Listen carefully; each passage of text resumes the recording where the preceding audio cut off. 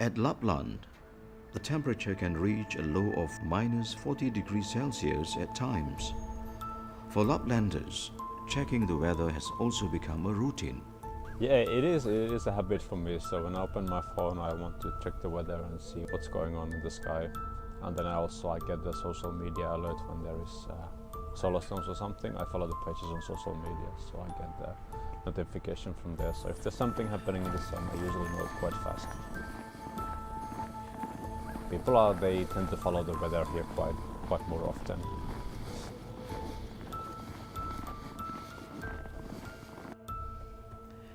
In his Aurora dome, Antti is running his normal business routine.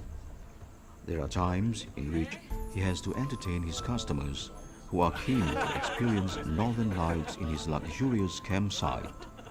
Antti has to answer northern lights related questions from the myth, science to photography techniques. Just wait for the 20% today. Can see the star. Happy man with the new camera. You are chasing the hunting the Northern Lights. Yes. And where do you hunt it? I mean, Finland, Sweden. Where do you go to? Where is the best spot? Usually I stay here. I don't have to go anywhere. Yeah, this one is the best spot? Yeah, this is good. When there's much more activity, you want to go a bit more south. Okay. Because then there's more vivid colors. But Finland, Munio here is straight under the Aurora Oval. Yeah. So with the current activity, we get northern lights every second day. From Munio to North Norway, this is the area where you have good northern lights. Oh, it can happen. It's Stockholm, Oslo, Helsinki. It can happen. They can. Yes. It's 4 times a year you get in Helsinki northern lights. Yes. Then you need a good explosion in the sun. It needs more activity to get more color. You need to have good activity for more colors. The green is the most common you have. Okay. It's the solar wind. The electrons, they hit the oxygen atoms and they ignite.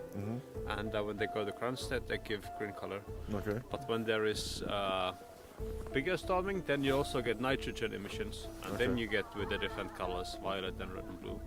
But for the nitrogen, you need more time and more power. So more electrons coming from the sun. Tonight is just the same. Even with his busy daily schedule, he still cannot resist checking his phone or laptop alerts on Aurora Borealis, or more commonly known as Northern Lights. Even though Antti has been watching Northern Lights dancing in the illuminating Munio sky since he was small, he never grows tired of it. Antti recalls how he got hooked on Northern Lights photography. With the money I earned, I bought my first DSLR camera. After a while playing with it, there was still some northern lights from the previous Solo Maximum. I got some really nice shots from the northern lights and I was hooked.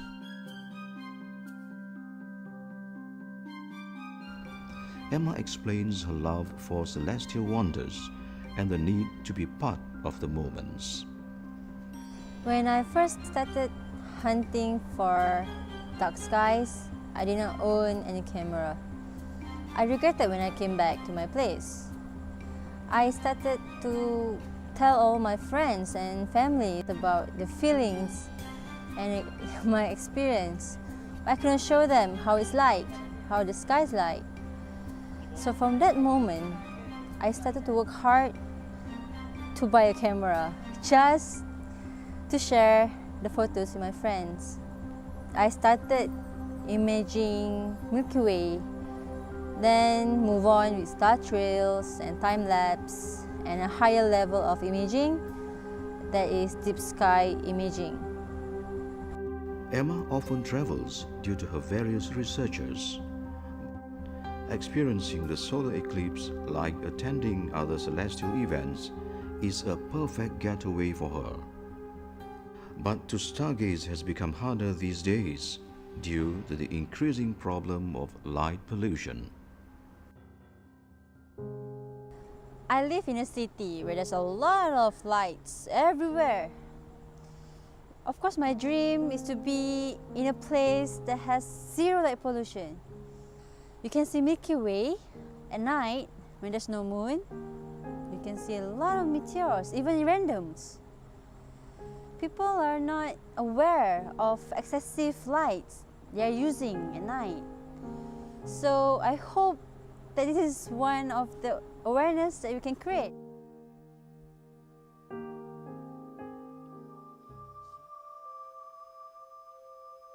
Time-lapse, a sequence of pictures stitched together as a video has become a trend. Contrary to popular notions of why photographers produce time-lapse, Baba has other reasons.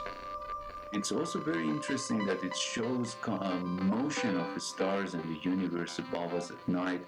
It's mainly related to the Earth rotation, of course. So as the Earth rotates, we see the changes of day and night.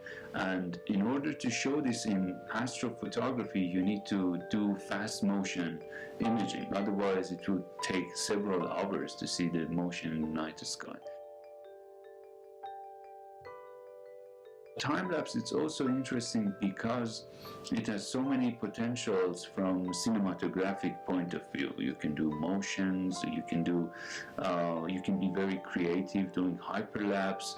So, and at night, mixing this with surreal images of nighttime, time-lapse becomes very attractive. And it's very popular nowadays by photographers, both astrophotographers and general, or even hobbyists, because of all these potentials it has. For me, sometimes it's more about the astronomical phenomena in the sky, and in time-lapse you show the overall phenomena. For example, conjunction of Moon and Venus in the sky in a snapshot is one moment, but in time-lapse it shows how they come close together, how they set in the horizon, how the twilight change, the transition from night to day, or if it's a solar eclipse, all the phases of a solar eclipse is visible in the time-lapse in less than a minute, while it takes several hours in the sky.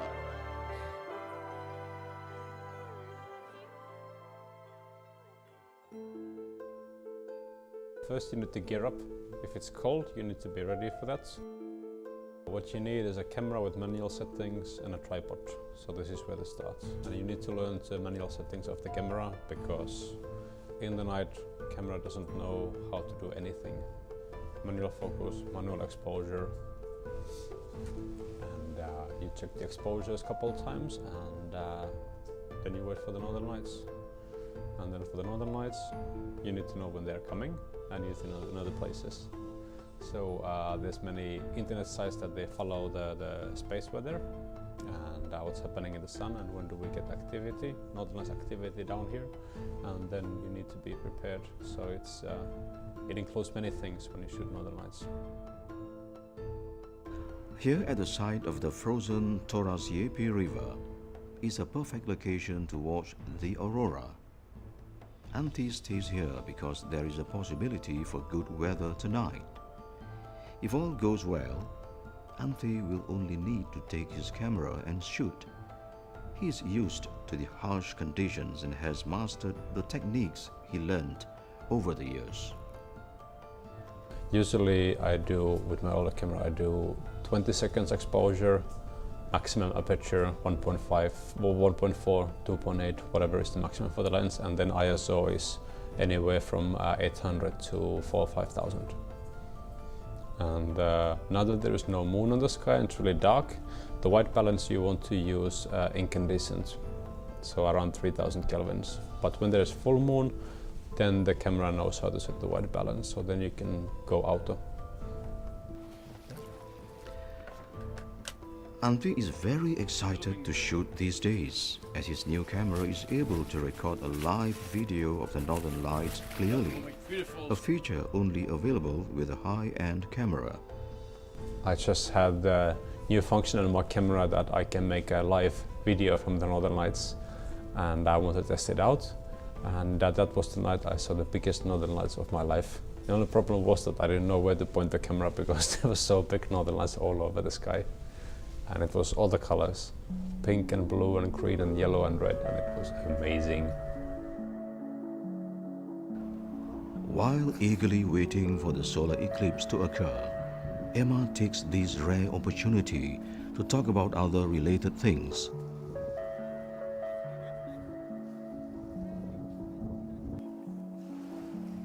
She further tells how she remains a devoted Muslim despite its perceived unpopularity in the scientific community. I don't know about other people, but for me, the more I learn about religion, the more I want to study science. And every day there's always a new discovery, new theories, new laws. And I don't think there's any theory that contradicts with religion, because science is open, you know. You have to accept all the possibilities, all the probabilities. For Baba, astronomy is not just a passion. Nearly 10 years ago, he formed the World at Night, or TWAN. This project and collaborations has received an award from UNESCO in 2009 for Special Project of the International Year of Astronomy. The award was given because of the strong messages TWAN sought to convey.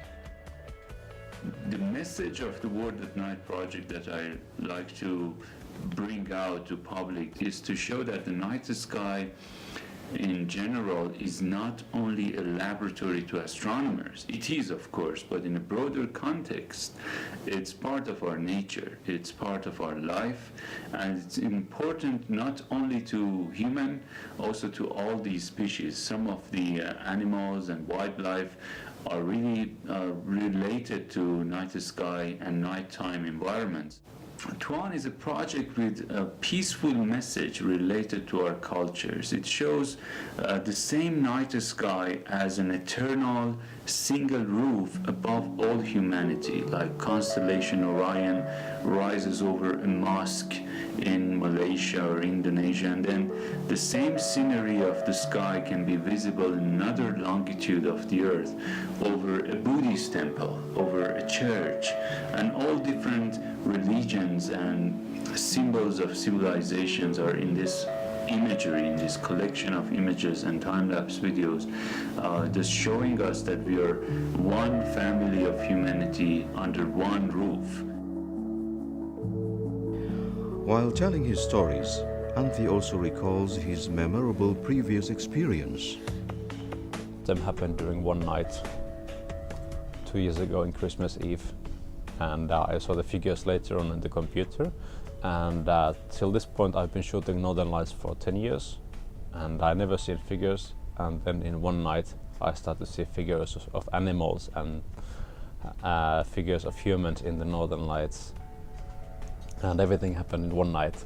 So I really get chills in my skin that what is this? I never seen it before, so this was really surprising that there was different figures coming. There was a bird, there was a man with the burning back, there was one that looked a bit like a god, there was fox, and there was rabbit and owl, and I was really happy about it that I could catch it, and I'm looking forward to seeing more of those in the sky. At Belitung, the energetic Emma is ready to photograph the solar eclipse. This time, she is surrounded by her friends for the same reason, watching one of the wonders of the universe.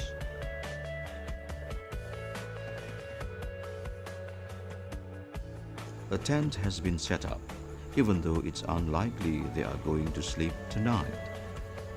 The program is fully packed for the night, including checking the equipments and preparing for all possible factors for the eclipse. After they finished setting up the tent and lighting up the campfire, which has extended their time to the wee hours of the night, Emma takes the opportunity to talk to locals, debate on issues, and starts to think on various subjects. But to see 1,000 stars, I feel small. I feel humble.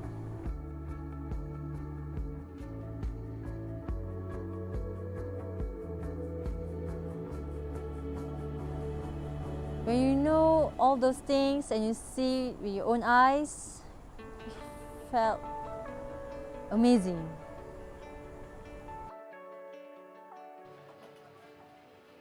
The people here feel closer to Kuala Lumpur than Jakarta due to the similar dialect and culture. The familiarity allows Emma and the locals to get along easily. Emma spends some time exchanging stories with the local fishermen about solar eclipse. Benar apa? Benar tadi Abang kata pertama antara bulan matahari sama bulan. Istilah tu. Tanya Kenapa ini, sampai dia terjadi gitu? kerana kita ini mataharinya di tengah. Jadi kadang-kadang satu masa di tepat bulan di tengah, bumi di hujung, matahari di hujung. Jadi waktu tu matahari ditutup dengan bulan. Jadi okey, umur bulan nanti esok hari waktu gerhana. Berapa hari tu? Berapa hari dalam berapa jam saja. Enggak sampai 1 hari. Dah sampai.